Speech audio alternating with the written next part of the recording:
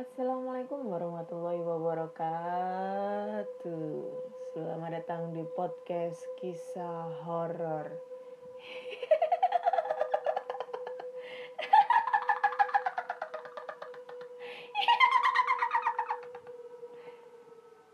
Masih bersama dengan Ana di sini akan membacakan cerita hantu atau email berhantu yang sudah dikirimkan teman-teman melalui podcast kisah horor @gmail.com ataupun di DM Instagram podcast kisah horor dan DM Instagram Ana Olive. Ngap ya, nggak bisa ketawa, kekenyangan, cila. Sebelum aku mau mulai, aku pengen berterima kasih banyak buat yang sudah kirim-kirim makanan ya. Aduh, udah beberapa hari ini ada yang kirim-kirim makanan ke rumah. Aku nggak tahu, nge-GoFood ya. Thank you banget buat nemenin nge-podcast, nemenin ngebacain cerita horor dari teman-teman juga. Thank you banget, banyak banget ya. Dan membuat aku kenyang. Kalau ada yang mau ngirim-ngirim makanan boleh, masih diterima. Enggak. Bercanda, gengs. Oke. Dan sebelumnya itu aku juga ingin mengajak, mungkin ada yang berminat ya, dari teman-teman semua yang mau memberikan donasi kepada teman-teman atau saudara-saudara kita yang sedang membutuhkan, terutama bencana alam di NTT sama di dekat Gunung Semeru di Lumajang ya. Karena beberapa hari yang lalu di Gunung Semeru itu meletus gunungnya, lalu mengeluarkan lava, lahar, sehingga dampaknya itu banyak rumah-rumah warga yang sekiranya itu rusak karena lahar tersebut dan banyak yang mengungsi. Dan kebetulan temen aku ada yang orang Lumajang dan posisinya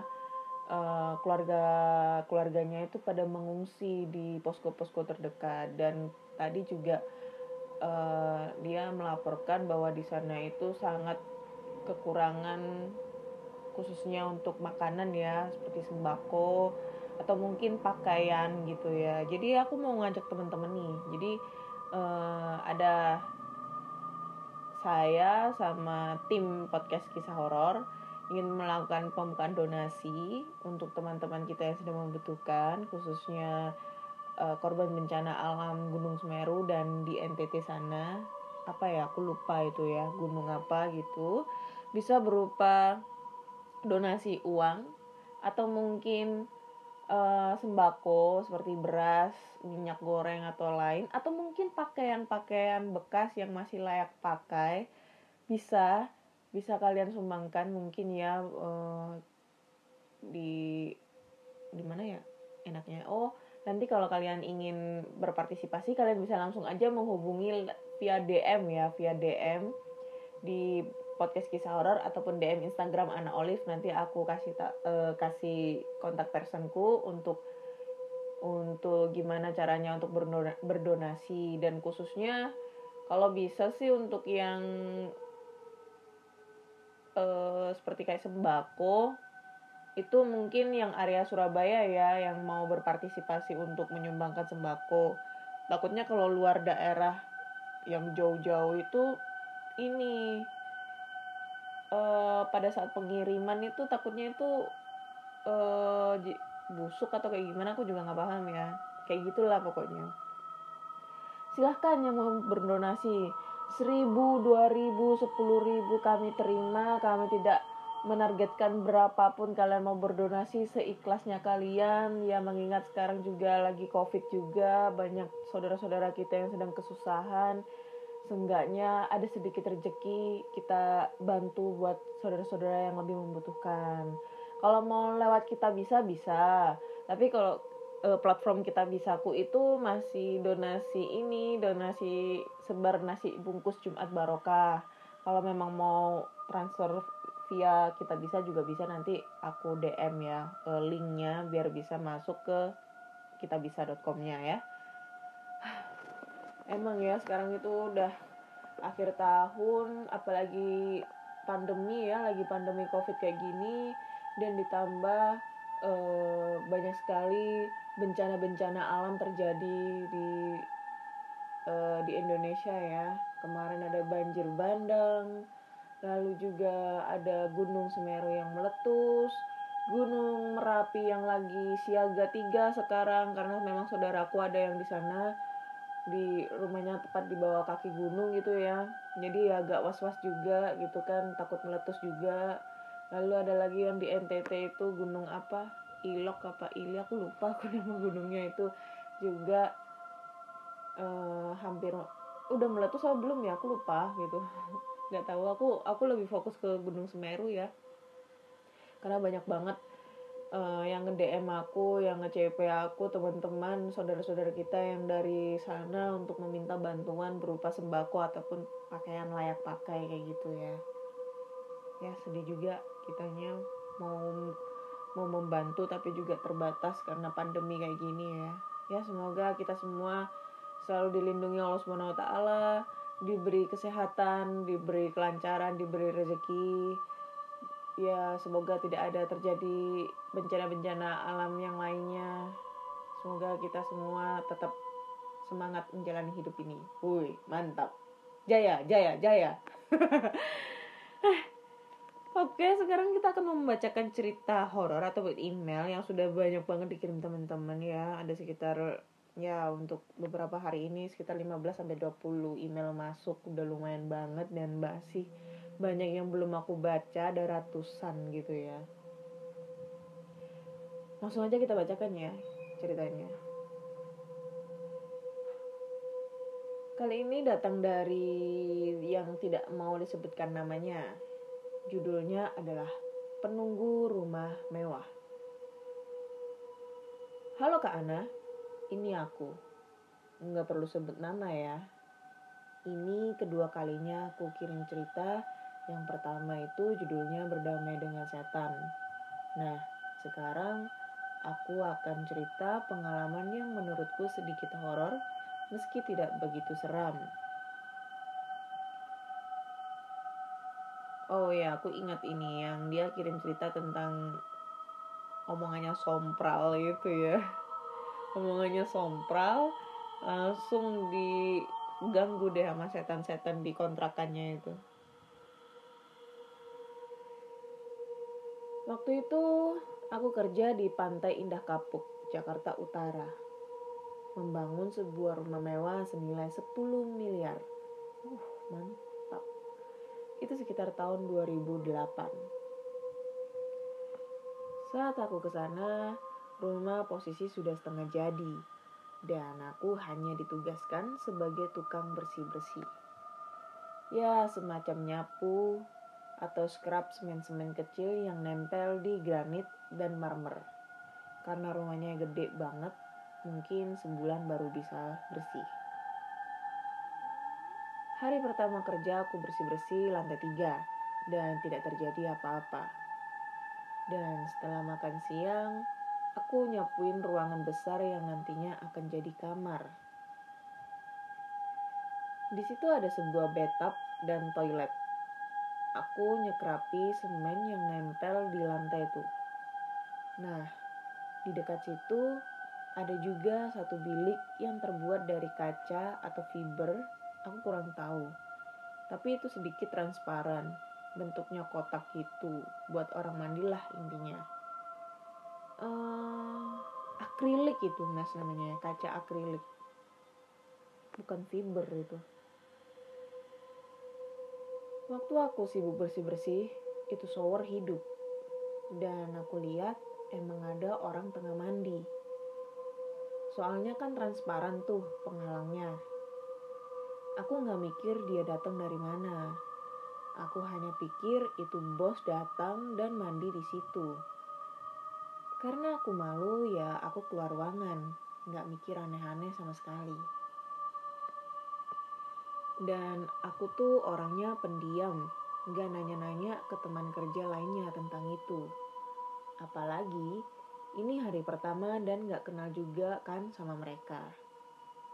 Cuma sekali pernah nanya ke mandor. Dan dia jawab, wes, ojo didelok, ojo dipikir ke. Jorge Wai. Kalau ditranslate bahasa Indonesia, udah gak usah dilihat, gak usah dipikirin, biarin aja.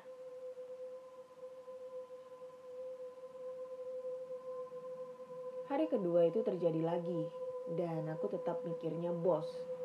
Dan aku tak berpikir sama sekali untuk mengintipnya. Cuek aja dah, gua lulu, itu pikirku. Nah, pas hari Jumat nih, berarti hari keempat, aku kan lihat itu mandi lagi. Waktu aku turun ke lantai bawah, bosku ternyata ada di bawah, baru datang tuh. Aku memaku sejenak, agak blank gitulah. Akhirnya aku cek ke atas lagi dan gak ada siapa-siapa. Masih penasaran akunya, makanya aku jadi berharap-harap cemas. Besok Sabtu ketemu lagi apa enggak ya? Masih hari Jumat, aku makan malam di warteg sebelah rumah itu. Jadi kenapa ada warteg di dalam perumahan mewah? Mungkin mereka sudah izin karena itu perumahan masih dalam pembangunan. Buat makan kuli-kuli lah. Jadi proyeknya nggak cuma rumah itu doang. Banyak yang masih bentuk pondasi. Nah, pas makan itu bapak wartegnya nanya ke aku. Mas, kamu ini yang kerjanya bersih-bersih di atas itu kan? Tanyanya. Iya pak, jawabku masih makan. Dia diam gak lanjutin ngomongnya. Kayak mau ngomong tapi ragu gitu loh. Makanya aku tanya saja. Kenapa emangnya pak? Bapak itu tersenyum sebelum ngomong. Gak apa-apa mas. Mas ini termasuk betah. Biasanya yang bagian bersih-bersih itu cuma kerja baru 2 hari, udah pindah, kata dia. Lah, kenapa pak? Orang kerjanya juga enteng kok. Jawabku santai aja. Hal kayak gitu kerja 2 hari atau 1 minggu terus keluar pindah kerja itu hal biasa menurutku. Karena kerja kuli itu gak terikat kontrak apapun. Gak betah ya keluar. Aku kerja di sini juga karena nganggur. Belum dapat proyek dari PT tempatku kerja. Kalau udah ada proyek ya yang sini aku tinggal. Bapak warteg itu mau ngomong sesuatu. Cuma sama istrinya dipanggil. Aku gak tahu istrinya bisikin apa. Tapi sesaat kemudian bapaknya pergi pakai motor. Terus ibu itu bilang padaku. Ora usah dirungok. Nah ya mas, aja kuatir. Lah pokoknya ora anak papak nang kana kaya. Ujarnya dengan bahasa Tegal yang khas. Oh, bahasa Tegal ini tadi. Aku kira bahasa Madura. Nang kena kaya. Anjim lah. Semoga bisa niruin ya ke Ana semangat anjim gak bisa lah ini. Ya, kalau aku translate bahasa Indonesia, udah gak usah didengerin ya mas. Gak usah jangan khawatir lah pokoknya. Gak ada apa-apa di sana. Nah, selesai makan, aku bayar terus balik ke rumah tempatku kerja. Sudah beberapa hari di sini, aku masih penasaran dengan teman-teman kerjaku ini. Rumah ini besar, ada 3 lantai dan banyak ruangan kosong. Tapi kenapa semuanya tidurnya ngumpul di satu tempat di lantai 1? Ada lebih dari 20 orang loh tidur di sekamar. Aku aja kalau tidur sering ketumpangan kaki orang saking sesaknya. Aku heran aja, apakah ada sesuatu. Esoknya aku kerja seperti biasa. Kalau pagi sampai zuhur itu gak ada yang aneh. Nah, setelah makan siang sekitar jam 2-an ada yang mandi lagi. Sampai aku tahu jadwalnya. Kali ini aku ingin ngintip untuk mastiin. Dosa apa enggak aku gak peduli, gitu pikirku. Soalnya penasaran. Itu terlihat jelas seperti manusia dan terlihat seperti wanita berambut panjang yang mandi. Cuma mandinya gak telanjang. Dia masih pakai baju kayak daster. Tapi kurang paham sih. Kalian udah nebak apa kan? Enggak. Pelan-pelan aku datangi pintu kecil tempat mandi itu. Jantungku udah gak karuan. Takut kalau itu ternyata orang dan itu istri mandor atau siapalah. Tapi juga takut kalau itu bukan orang. Lalu ku buka pintu pelan-pelan dan aku lihat emang wanita. Dia membelakangiku. Herannya, tadi waktu aku kerja, itu shower hidup dan kaca atau fibernya itu terlihat basah kena percikan air. Tapi, waktu aku buka itu pintu, gak ada bekas mandi sama sekali. Kering. Hanya terlihat wanita membelakangiku. Itu saja. Lagi mikir mau aku sapa dia apa enggak. Tiba-tiba kepala wanita itu muter ke belakang. Anjing. Oh shit man. 180 derajat gitu. Aduh merinding. Aku sangat kaget. Itu aja masih terlihat manusia. Tapi rahangnya itu sudah lepas gelantung gitu. Anjing.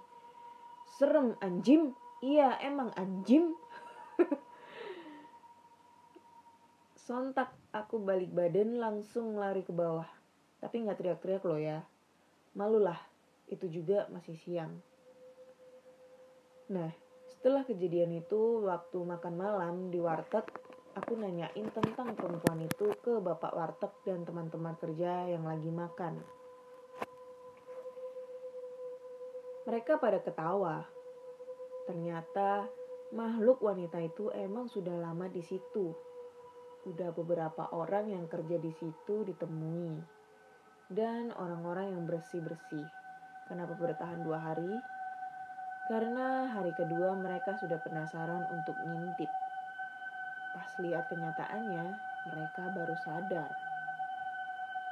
Untungnya aku benar-benar penasaran setelah beberapa hari. Jadi gak dinampakin lebih awal. Dan alasan kenapa semua orang tidurnya kumpul adalah karena jika mereka tidur misah, misalnya mencar-mencar gitu, ternyata katanya mereka ditemui sosok wanita itu dan dibelai-belai kepala orang itu. Dan besoknya bakal kena sial. Udah ada korban jiwa di rumah itu. Jadi katanya dia semalam dibelai-belai kepalanya tuh.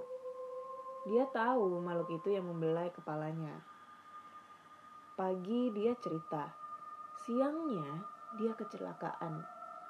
Kepalanya kejatuhan hebel, bata putih. Padahal itu bata ditaruh di atas steger dan aman. Gak mungkin jatuh kena angin. Korban sempat dibawa ke rumah sakit tapi gak terselamatkan. Dan setelah itu ada lagi yang ngalamin itu. Sama persis katanya. Tapi untungnya dia gak meninggal. Hanya luka robek dan retak tengkoraknya saja. Anjing. Untung itu ya masih ya. Setelah mengetahui itu, besoknya aku pamit pulang ke mandor dan terima upah kerja 4 hari. Ya cukuplah daripada nyawa taruhannya. Oke, terima kasih Ana udah dibacakan ceritaku. Lain kali aku akan cerita lagi. Salam horor. Anjim. Ini cerita gila ya. Serem banget sumpah. Aku gak bisa ngebayangin kalau ketemu sosok Mbak Kunz itu. Anjim lah.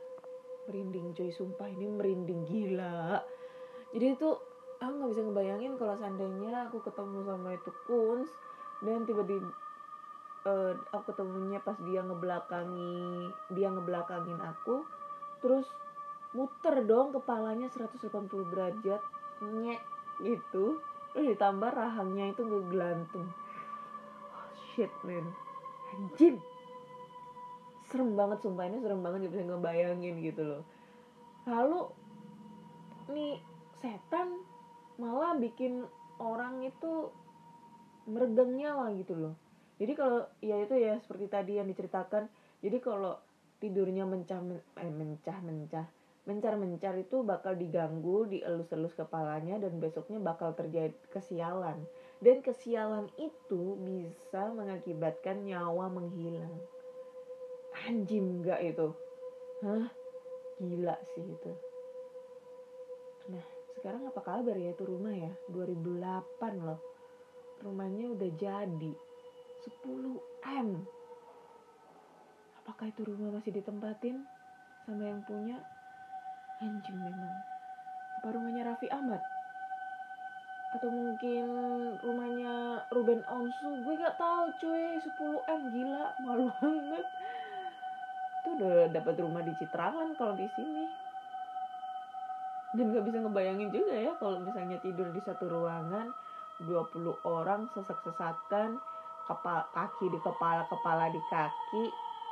Nggak bisa ngebayangin.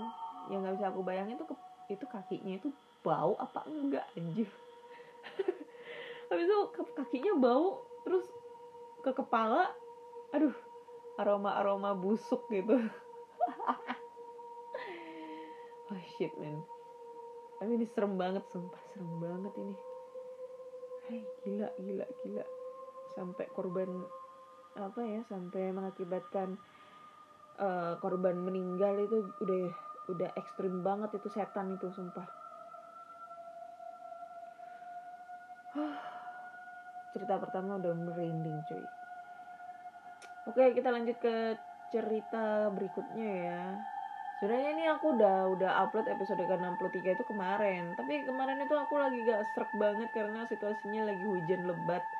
Dan ada salah satu cerita yang bikin aku gak srek, gak mood akhirnya untuk bercerita. Kayaknya jelek banget pembawaannya. Akhirnya ya terpaksa aku hapus dan aku record ulang gitu. Jadi harap maklum ya yang sudah ngedengerin yang kemarin.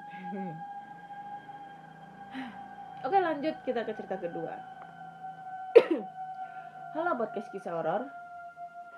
Kali ini aku mau bercerita tentang kisah saya yang kira-kira sudah 11 tahun menetap di daerah Sawangan. Saya sudah beristri dan mempunyai 3 orang anak, 2 laki-laki dan 1 perempuan. Saya seorang karyawan swasta yang sudah lama bekerja dan saya geluti untuk menafkahkan anak dari istri. Jarak dari rumah ke tempat saya bekerja kurang lebih 13 km yang dapat ditempuh dengan waktu 25-30 menit.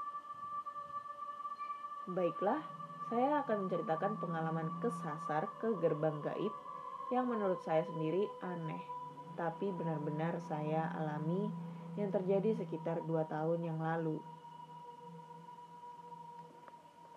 Sore itu saya pulang sekitar jam 18:25 waktu Indonesia Barat.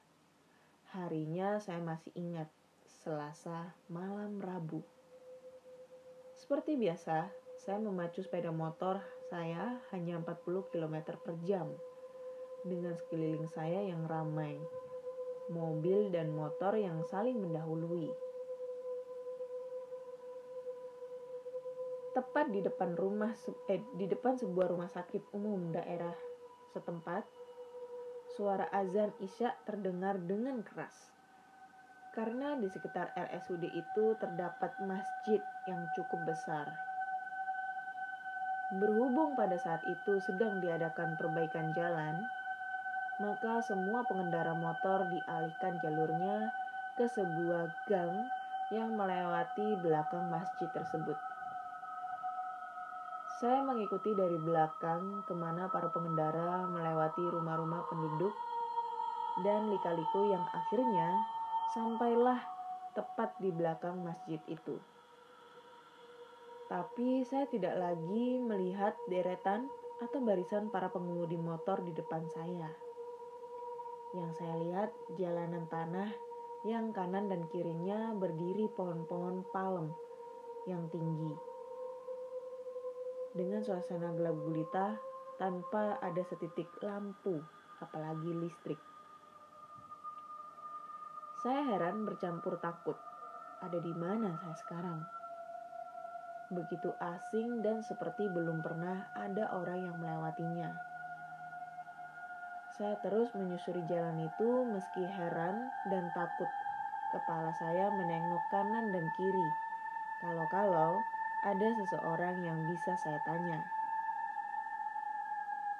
Kira-kira 10 menit perjalanan saya melihat nampak seseorang membawa sebuah obor dan akan pulang ke sebuah gubuk yang gak jauh dari jalan yang sedang saya lewati. Saya hentikan motor saya dan bertanya pada bapak itu. Maaf pak, saya mau tanya, jalan yang mau ke Bojong Sari lewat mana ya pak? Sambil menggenggam obor bapak itu menjawab, kamu sudah salah jalan, sudah kelewat jauh.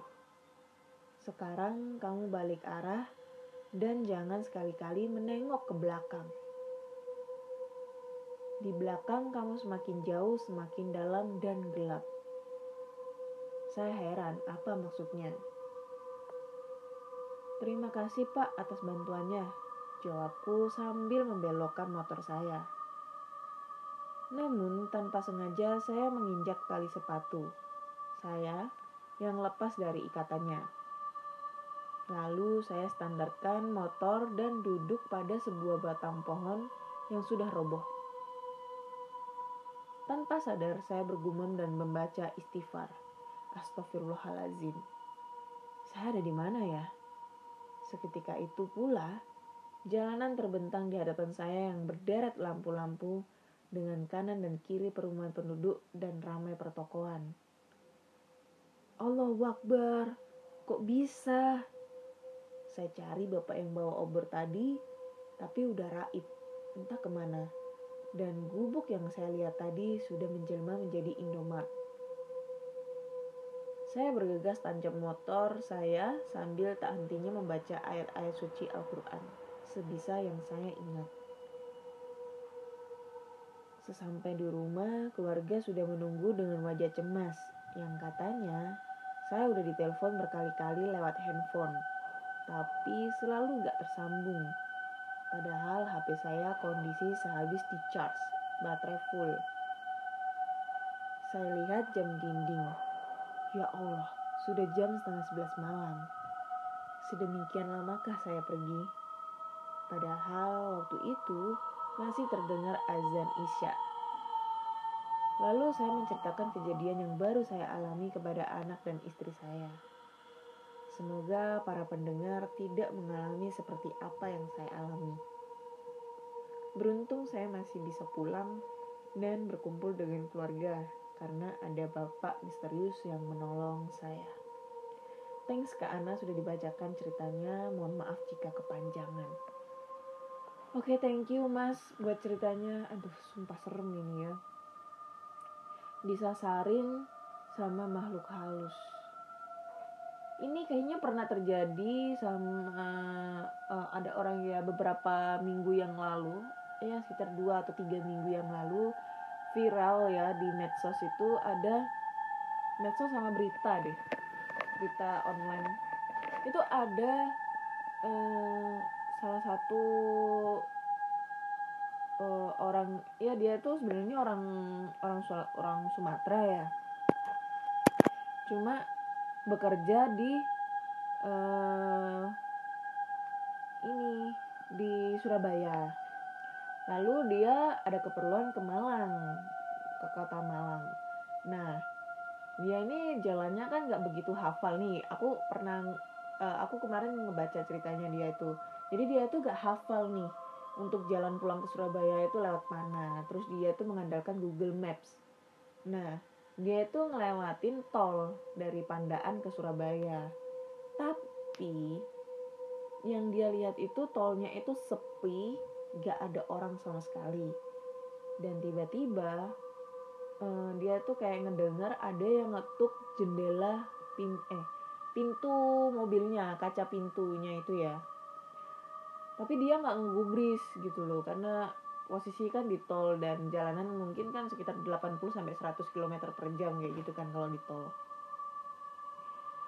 Nah, dia tuh cuma dengerin Google-nya ngomong kan. Google Maps itu bisa ngomong kan, Mbak Google-nya itu kayak belok kiri, kemudian belok kanan, 200 meter lagi belok kiri. Nah itu dia tuh cuma ngandelin itu gitu loh, nggak ngelihat di maps itu nggak, jadi tapi mengandalkan dari suaranya Mbak Google Maps itu nunjukin arah. Nah pas dia udah ngikutin Google Maps itu, ternyata dia tuh disasarin di pokoknya itu yang dia pikir itu adalah jalanannya tuh lurus aja, halus gitu ya, kayak jalan tol gitulah, tapi sepi. Lalu beberapa kemudian tiba-tiba dia tuh ternyata ada di tengah-tengah hutan di daerah Pacet sana, dan kurang dikit lagi dia itu masuk ke jurang. Gila nggak? Karena memang area di Pacet itu emang banyak ini ya, tebing-tebingnya itu ya, jurang-jurangnya itu yang udah banyak banget yang memakan korban di sana karena ketidakhati-hatian dalam berkendara gitu loh. Jadi dia tuh disasarin di situ, dia berdiam diri selama semalaman gitu katanya. Dia nelpon kerabatnya itu gak ada yang nyaut, akhirnya dia telepon Suara Surabaya waktu itu, radio Surabaya, terus dia menginfokan kalau dia lagi kesasar di sini gitu loh. Anjing itu ada kok, kalau kalian tahu kalau kalian pengen tahu bisa cek aja di YouTube, ada di berita online juga ada kok. Gila itu, disasarin setan cuy, nggak bisa ngebayangin ya. Anjing. Oke, lanjut ke cerita terakhir ya. Ini cerita terakhir. Jadi aku mau share pengalaman yang kejadiannya bulan November 2015. Mulai dari bulan Oktober aku udah disibukkan dengan persiapan untuk ujian. Karena aku salah satu murid yang berprestasi di sekolahku, jadi aku sedikit dapat perlakuan spesial dari guruku. Sombong. Salah satunya aku diperbolehkan les privat gratis. Karena aku juga termasuk siswa dari keluarga yang kurang mampu dari segi ekonomi. Dengan guru yang ada di sekolahku khusus pelajaran yang ada ujian nasional. Kamis sore aku les pelajaran matematika. Seperti biasa, lesnya berlangsung 3 jam, yang dimulai dari pukul 2.30 sampai dengan 4.30 sore. Kebetulan juga sore itu hujan cukup deras. Jadi selesai les, aku tidak langsung pulang karena teman yang aku nebeng motor lupa membawa jas hujannya. Udah hampir jam 5 sore, kami menunggu. Karena jarak tempat tinggal kami lumayan jauh, akhirnya kami memutuskan pulang hujan-hujan. Di tengah jalan kami asik berbincang dan tertawa. Saat di tempat sepi, aku mencium wangi bunga. Entah bunga apa, karena baru kali ini aku mencium baunya. Sontak kami terdiam. Tak jauh dari tempat tadi ada gubuk kosong yang dulunya pernah ditinggali oleh suami istri yang berasal dari Jawa. Istrinya sudah meninggal karena kecelakaan, dan kejadiannya waktu aku kelas 2 SMA. Dan sekarang suaminya sudah pindah. Lanjut cerita, saat melewati gubuk itu, aku merasa ada yang mengikuti. Aku mencoba melihat dari kaca spion motor dan nihil. Saat kembali menatap ke depan, aku dikejutkan dengan sosok hitam yang terbang dengan cepat melewati kami. Langsung saja aku menoleh ke atas, tapi nggak ada apa-apa. Tak kenapa kamu diam? Kita ngomong lagi lah, sepi. Aku membuka mulut untuk memecahkan ketegangan kami. Nanti kalau udah lewat TPA, tempat pembuangan akhir. Oh, temennya nyaut. Nanti kalau udah lewat TPA, tempat pembuangan akhir. Ternyata bukan hanya aku yang merasakan keanehannya. Ternyata temanku juga sama. Saat sudah lewat, "Woi, Tak, kenapa kau diam?" Tanyaku lagi. Tahu nih, emang gak ada yang ngerasa aneh pas dekat gubuk tadi? Emangnya ada apa?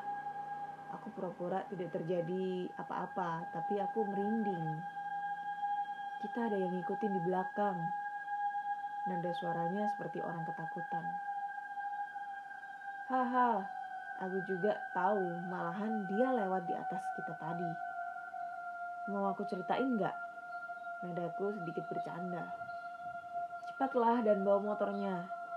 Aku takut besok aja ceritanya. Tamat. Maaf kalau ceritanya gak seram dan bahasanya gak bagus, karena ada masuk bahasa daerah aku.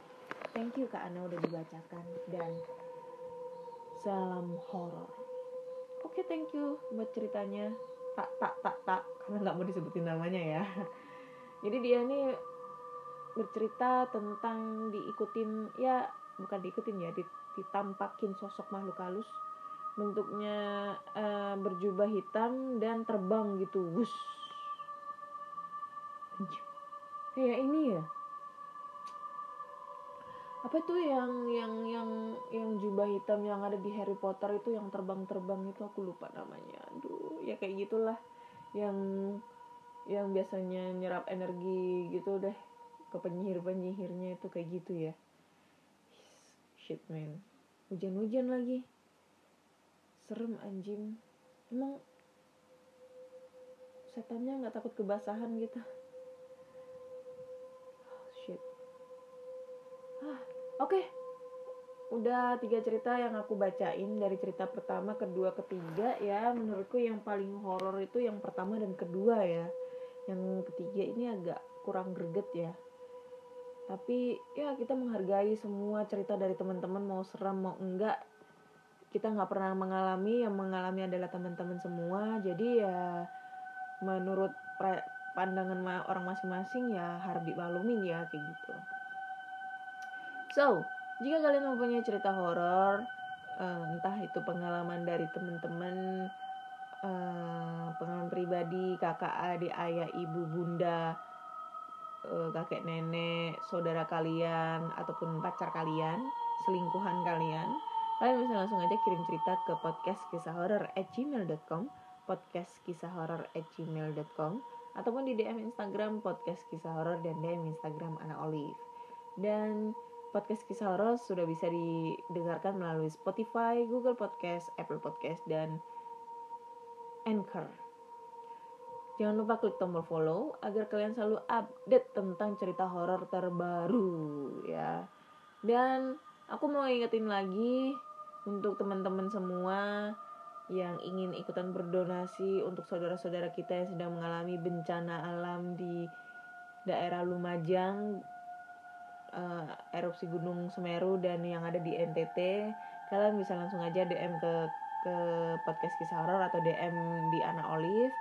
Nah, ini untuk donasinya bisa berupa uang atau mungkin sembako yang khusus untuk area Surabaya, atau mungkin pakaian-pakaian bekas yang masih layak pakai bisa kalian sumbangkan.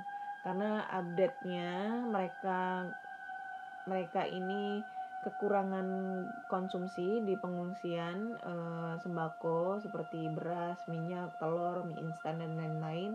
Dan kita fokuskan untuk popok dan susu formula untuk bayi yang masih bayi ya, karena kalau yang bayi-bayi ini agak rentan untuk tertular penyakit, apalagi ini lagi wabah COVID juga.